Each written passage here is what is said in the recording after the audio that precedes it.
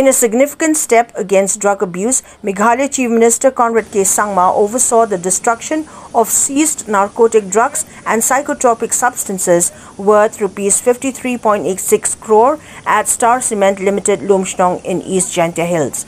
The event was led by the high-level and district-level drug disposal committees of the Meghalaya Police. Deputy Chief Ministers Preston Tansong and Sneobhalang Dhar, Health Minister Dr. M. Ampreen Lingdo, MLA Santa Mary Shila and other dignitaries were present. The Chief Minister reaffirmed the state's commitment to combat the drug menace through the DREAM or Drug Reduction, Elimination and Action Mission initiative, which supports youth vulnerable to substance abuse. The destroyed drugs were linked to the NDPS cases from 5 districts, namely East Khasi Hills, West Khasi Hills, Rebhoy District, West Jaintia Hills and East Jaintia Hills District.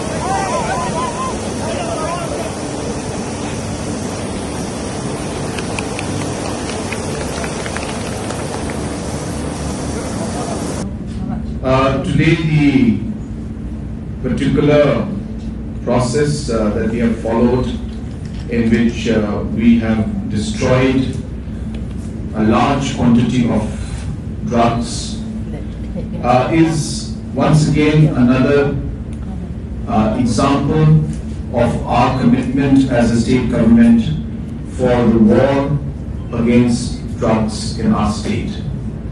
Many steps have been taken in the past, and many more will be taken in the future.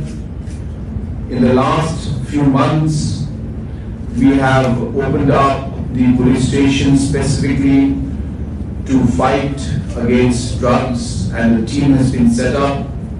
Different programs, policies have been created by the state government in order to ensure that this war against drugs is taken to the next level.